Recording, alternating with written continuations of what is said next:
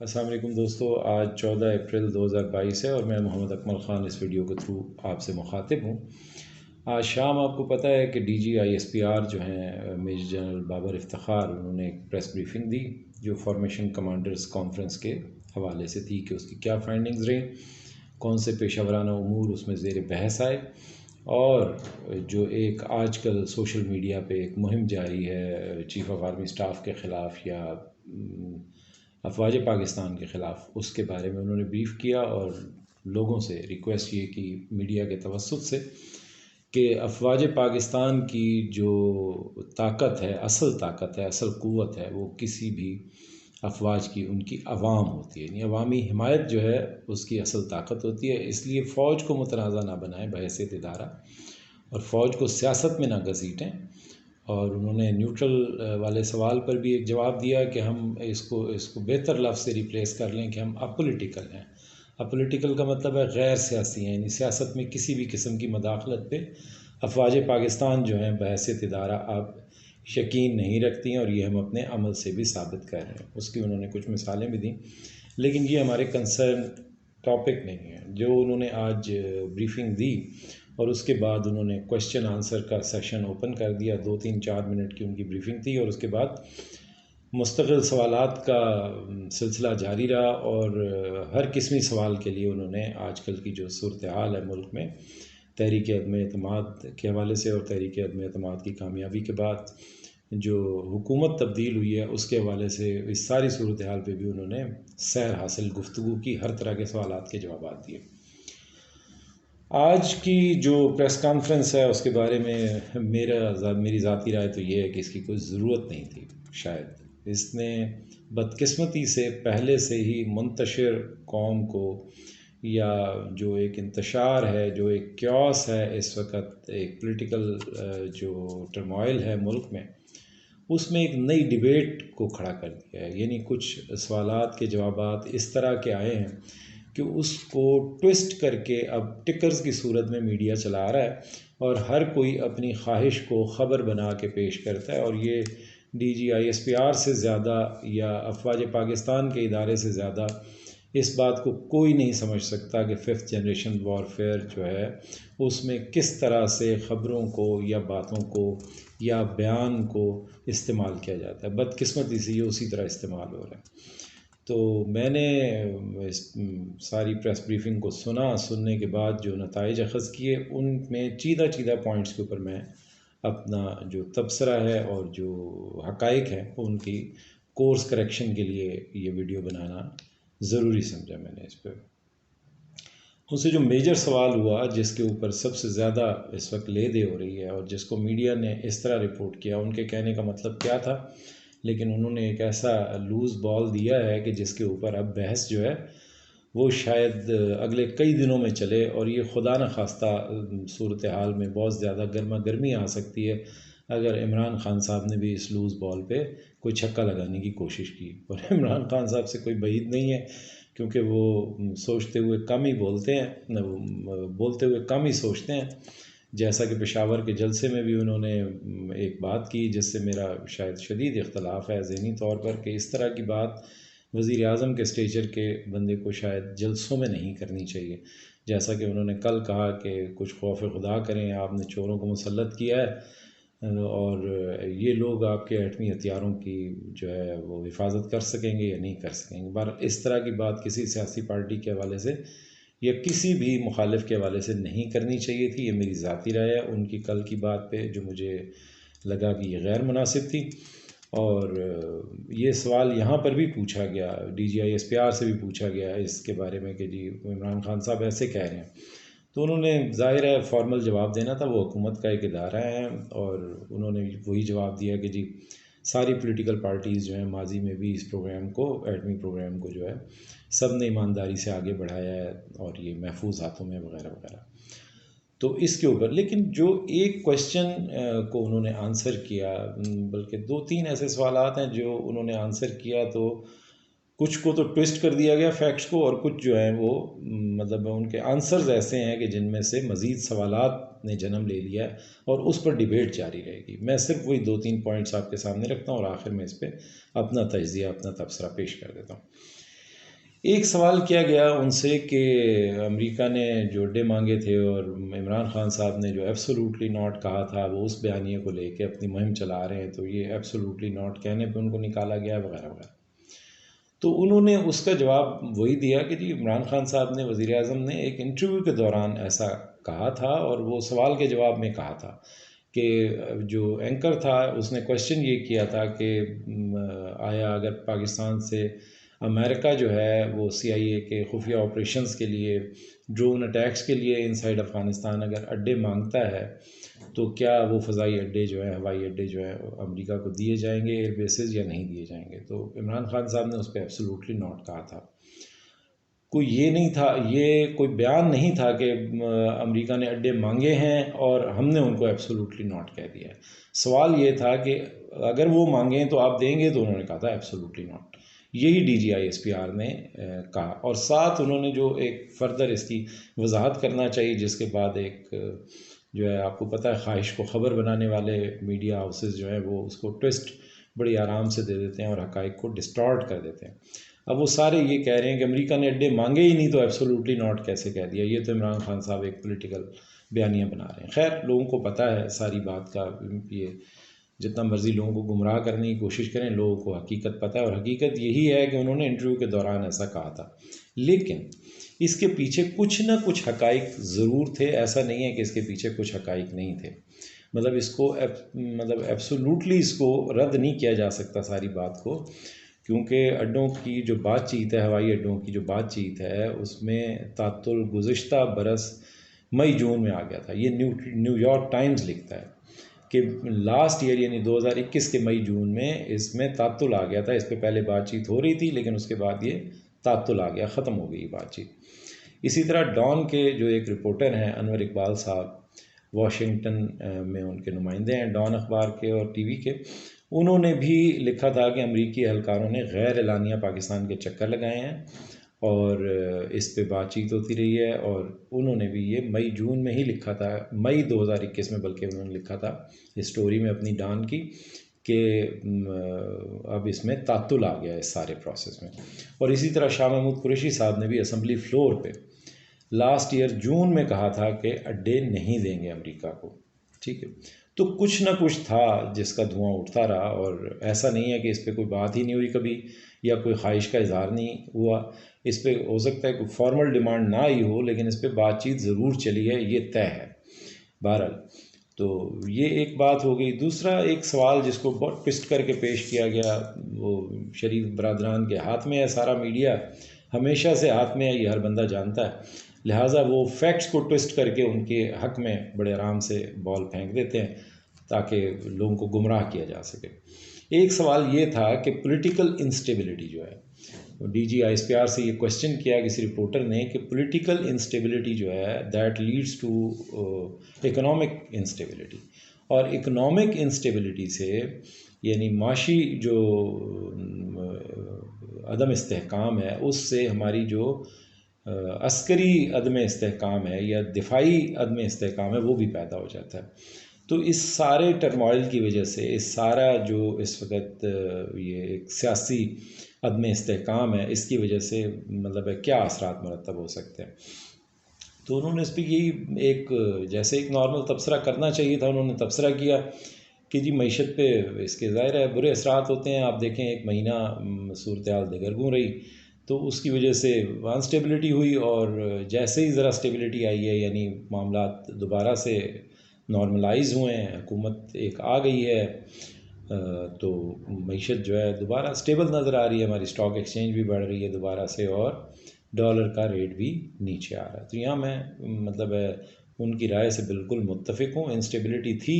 تو یہ ساری چیزیں جو ہے خراب ہو رہی تھیں. جیسے اسٹیبلٹی دوبارہ کچھ حد تک واپس آئی ہے تو یہ چیزیں دوبارہ سے گرو کرنا شروع ہو گئیں. تو آج کا جو ڈالر کا ریٹ رہا ہے وہ 181.69 روپے رہا ہے. تو یاد دہانی کے لیے صرف میں یہ بتاتا چلوں کہ 1 مارچ یعنی prior to the start of no confidence motion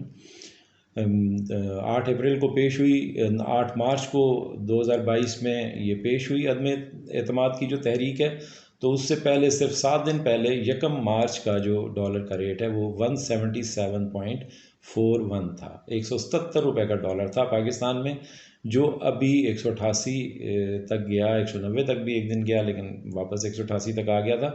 188 تک گیا اور ابھی 181-169 تک آیا ہے۔ معیشت کو مزید ریکور کرنا ہے، 177 175 تک اس کو آ جانا چاہیے اگلے 2-1 دن میں۔ تو یہ کوئی ایسی بات نہیں ہے کہ کوئی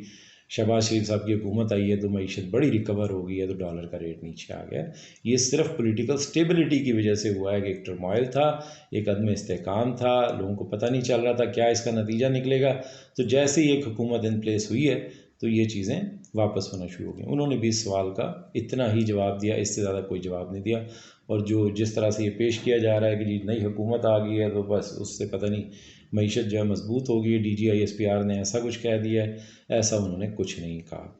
انہوں نے پلین جواب دیا جو جواب دینا بنتا تھا۔ جو میجر بات تھی وہ جہاں پہ وہ ایک لوز بال دے گئے ہیں اور جس نے ایک نئی ڈیبیٹ کو جنم دے دیا، وہ یہ سوال تھا کہ عمران خان صاحب جو ہیں ایک بیانیہ بنا کے اس وقت اپنی ایک پولیٹیکل کیمپین انہوں نے شروع کی ہے، اور ان کا بیانیہ یہ ہے کہ جو امریکہ سے مراسلہ آیا تھا وہ جو ہے اس میں سازش تھی ان کی حکومت کو گرانے کی، رجیم چینج کی، تو آیا یہ کوئی سازش تھی یا نہیں تھی؟ آپ کا موقف کیا ہے؟ یہ سوال تھا۔ اس سوال کے جواب میں انہوں نے ویسے تو نارمل جواب دیا، اس کا جو لوپ ہول ہے وہ میں آپ کو بتا دیتا ہوں کہ کہاں میرے ذاتی اندازے میں ان سے تھوڑا سا یہ فرو ہوئی بات اور یہ بال لوز ہو گئی، اور اس پہ ڈیبیٹ چلے گی ابھی، اور ان کو مزید وضاحتیں شاید دینی پڑیں گی۔ اس میں انہوں نے یہ کہا کہ جو ہمارا مطلب موقف ہے وہ وہی ہے جو نیشنل سیکیورٹی کمیٹی کا ہے۔ نیشنل سیکیورٹی کمیٹی کے اعلامیے میں جو موقف اختیار کیا گیا ہے وہی ہمارا موقف ہے، یعنی افواج پاکستان کا وہی موقف ہے۔ انہوں نے یہ ساتھ بتا دیا کہ تمام چیفز موجود تھے، وزیر اعظم تھے، کیبنٹ کے سینئر ممبرز تھے، اور joint chiefs of staff committee کے چیئرمین تھے، اس میں ISI کے DG تھے۔ یہ سارے لوگوں کی موجودگی میں جو نیشنل سیکیورٹی کمیٹی کو کمپرائز کرتے ہیں، یہ سارے کے سارے لوگ موجود تھے، اور وہاں اس کو جو نیشنل سیکیورٹی ایڈوائزر تھے ڈاکٹر محیط یوسف، انہوں نے بریف کیا اور اس کو مطلب جو بھی بریفنگ دی اس موضوع کے اوپر، تو اس کا جو نتائج تھے وہ ایک اعلامیہ اس کا جاری کر دیا گیا۔ وہ اعلامیہ موجود ہے اور ہمارا موقف وہی ہے۔ تو ساتھ ہی کانسپریسی کے ورڈ کی جو وضاحت کرتے ہوئے انہوں نے کہا کہ اس میں جو الفاظ اعلامیے میں ہیں وہی ہمارا موقف ہے، اس اعلامیے میں کہیں کانسپریسی کا لفظ ہے؟ انہوں نے ایسے پوچھا، اور ساتھ ہی کہا کہ میرا خیال ہے نہیں ہے۔ اور یہی وہ بات تھی کہ میرا خیال ہے نہیں ہے، جس کو آپ ٹوسٹ کر کے ان فیکٹس کو، اور بہت جو مخالفین ہیں عمران خان صاحب کے PTI کے یا حکومت ہے اس وقت کی، وہ اس کو اپنے حق میں بہت زیادہ استعمال کرنے کی کوشش کر رہا ہے، اور میڈیا چونکہ ان کے ہاتھ میں ہے لہذا وہ اس کو ٹوسٹ کر کے اور زیادہ بڑھاوا دے کے پیش کر رہے ہیں۔ لیکن میرے ذاتی خیال میں DGI-SPR کی یہ جو بات ہے یہ مزید ایک ایسی لا حاصل بحث کو جنم دے گی کہ جس میں ہر ایک کو ڈیفینسو موڈ پر آنا پڑے گا، خود افواج پاکستان کے ادارے کو بھی ڈیفینسو موڈ پر آنا پڑے گا۔ یہ بحث سوشل میڈیا پہ چھڑ چکی ہے، اور ظاہر ہے کہ لوگ سوال پوچھنے کا حق رکھتے ہیں، لوگوں کا حق ہے کہ وہ سوال پوچھیں۔ اب جو قومی سلامتی کمیٹی کا اعلامیہ ہے، میں چاہتا ہوں کہ وہ اس کی جو فائنڈنگز ہیں وہ میں آپ کے سامنے یہاں پہ رکھ دوں تاکہ آپ کو کلیئر رہے کہ انہوں نے کیا کہا۔ میں آپ کو پہلے بتا چکا ہوں کہ یہ پرائم منسٹر کی چیئرمین شپ، یعنی وہ چیئر کرتے ہیں، اس کو صدارت کرتے ہیں اس کی۔ یہ 37ویں میٹنگ تھی نیشنل سیکیورٹی کمیٹی کی، 31 مارچ 2022 کو ہی اس کا اعلامیہ جاری ہوا۔ اس میں وزیر اعظم تھے اور federal minister of defence, energy, information, broadcasting اور interior, finance, human rights, planning, development, یعنی 5-6 وزراء تھے، اور اس کے ساتھ chairman joint chiefs of staff committee تھے، سروسز چیف تھے، یعنی افواج پاکستان کے بحریہ کے اور فضائیہ کے جو سربراہان ہیں وہ موجود تھے، DGI-SI تھے، اور جو نیشنل سیکیورٹی ایڈوائزر یعنی ڈاکٹر محیط یوسف تھے۔ تو یہ موجود تھے، ڈاکٹر محیط یوسف نے اس پہ بریف کیا۔ اس کے بعد جو کمیٹی کی فائنڈنگز تھیں وہ یہ تھیں کہ مطلب اس کی فائنڈنگز یہ تھیں کہ the committee expressed grave concern at the communication, یعنی وہ جو ایک مراسلہ آیا تھا اس کے اوپر اپنے شدید تحفظات کا کمیٹی نے اظہار کیا، terming the language used by the foreign official as undiplomatic, کہ جو فارن آفیشیل ہے یعنی امریکی آفیشیل کی جو زبان ہے وہ بہت نامناسب یا ان ڈپلومیٹک تھی، غیر پارلیمانی تھی۔ The committee concluded that the communication amounted to blatant interference in the internal affairs of Pakistan by country in question, یعنی جس ملک کی طرف سے یہ آیا مراسلہ، یہ کمیونیکیشن یا یہ مراسلہ جو ہے، جو باتیں ان کے مطلب ڈپلومیٹ نے کی، یہ باتیں جو ہے بلیٹنٹ انٹرفیئرنس ہیں، یعنی انتہائی مداخلت ہیں، کھلی مداخلت ہیں پاکستان کے اندرونی معاملات میں، which was unacceptable under any circumstances، یہ کسی بھی حالات میں ان باتوں کو قبول نہیں کیا جا سکتا۔ ساتھ ہی انہوں نے کہا کہ the committee decided that Pakistan will issue a strong démarche to the country in question both in Islam Abad and فلاں مطلب امریکہ میں بھی ڈیمارش دیا جائے گا اور یہاں پہ بھی ان کے کونسلیٹ کو ڈیمارش دیا جائے گا، یہ انہوں نے بات کی۔ تو یہ پھر ان سے کوشچن کیا گیا کہ پھر آپ نے ڈیمارش کیوں بھیجا؟ اگر کوئی سازش نہیں تھی، کوئی کانسپریسی نہیں تھی، کیونکہ ان کے ایک لوز بال آ گئی تھی، انہوں نے کہہ دیا کہ اس میں میرا خیال ہے کہ سازش کا لفظ نہیں ہے، حالانکہ بلیٹنٹ انٹرفیئرنس ہے۔ اور آپ کو واضح اس بات کا پتہ ہونا چاہیے کہ یہ سوال اٹھتا ہے کہ ایک مراسلہ ہمارے ملک میں 7 تاریخ کو آتا ہے، 8 کو ہمارے ملک میں عدم اعتماد کی تحریک آتی ہے، 7 کے مراسلے میں ہی ہمیں بتا دیا جاتا ہے کہ جناب جو عدم اعتماد آ رہی ہے وہ عمران خان صاحب کے خلاف ہے، اور اگر وہ کامیاب نہ ہوئی، یعنی عمران خان صاحب اپنی جگہ پہ برقرار رہے، تو پاکستان نتائج بھگتنے کے لیے تیار ہو جائے۔ اور انتہائی غلیظ لینگویج کے اندر یہ ان ڈپلومیٹک جو غیر پارلیمانی زبان میں یہ باتیں کی گئی ہیں، اور جو بتانے والے ہیں وہ یہی کہتے ہیں کہ یہ بہت زیادہ سخت باتیں تھیں جو کی گئیں، اور مطلب ایبیوزز کے زمرے میں آ سکتی ہیں، یہ کوئی پارلیمانی زبان نہیں تھی، ڈپلومیٹک لینگویج نہیں تھی جس میں بات ہوئی۔ تو یہ سخت ترین پیغام جو ہے وہ دے دیا گیا، اور یہاں وہ مراسلہ آ گیا۔ 7 تاریخ کو یہ مراسلہ آتا ہے، 8 کو عدم اعتماد پیش ہوتی ہے، ایک ہی مہینے میں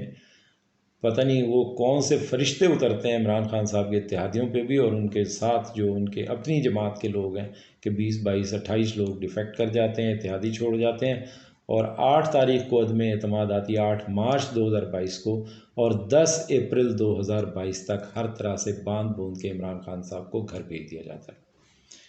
ایک آئینی اکثریتی حکومت کو غیر آئینی انداز میں رخصت کر دیا جاتا ہے، اقلیت میں تبدیل کر دیا جاتا ہے، اور ان کے بار بار اصرار کے باوجود کہ ان کا اختیار تھا کہ اس کو ڈی کلاسیفائی کر دیتے، کوئی عدالت اس کو نہیں دیکھتی، اس پہ کہیں سے کوئی مطلب اور کارروائی نہیں ہوتی۔ اگر یہ مراسلہ آیا تھا اور اگر اس میں کوئی انٹرفیرنس نظر آ رہی تھی، اور جس طرح ہمارے ملک کے اندر امریکی سفارتکار گھومتے پھر رہے تھے، اپوزیشن کی پارٹیوں سے مل رہے تھے، جو عمران خان صاحب کے اپنے بہت سارے MNAs ڈیفیکٹ کر کے گئے ہیں، ان لوگوں سے بھی ان کی ملاقاتیں ہوئیں جو امریکی سفارتکار ہیں، تو اگر وہاں سے انہوں نے یہ انٹرفیرنس کی تھی، تو یہ کہنا کہ جی انٹرفیرنس تو وہاں ہے لیکن وہ مطلب کانسپریسی کا لفظ نہیں ہے، تو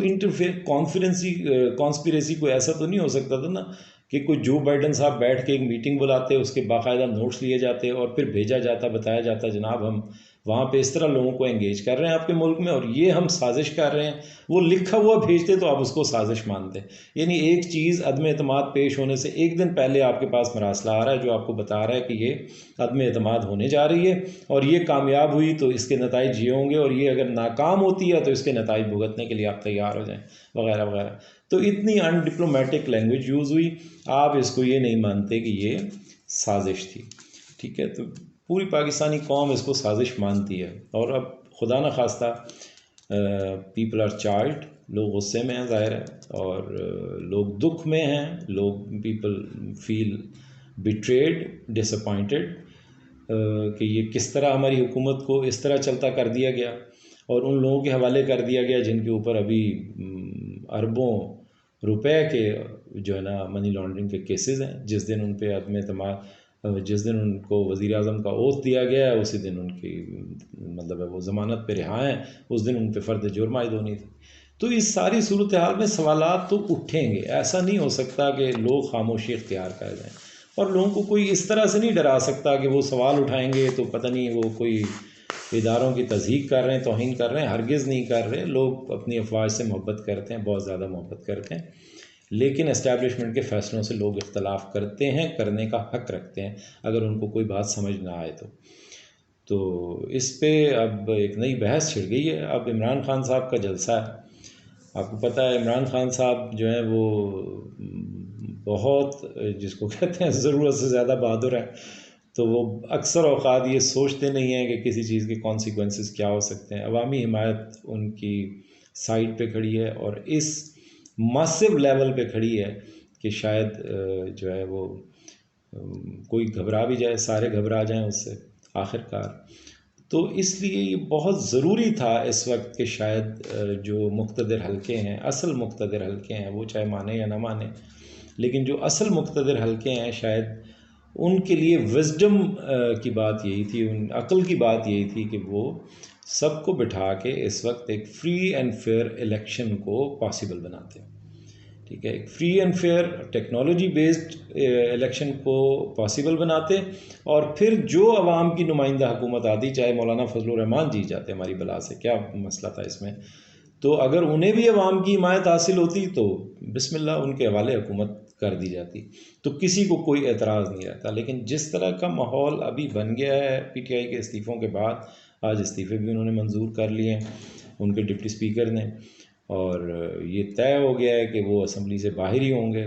یہ پچھلی دفعہ والے استعفے نہیں ہیں کہ وہ چلتے رہے اور ریاض صادق صاحب نے قبول نہیں کیے اور پھر وہ اسمبلی میں واپس آ گئے ساری سچویشن کے بعد، دھرنے کے بعد.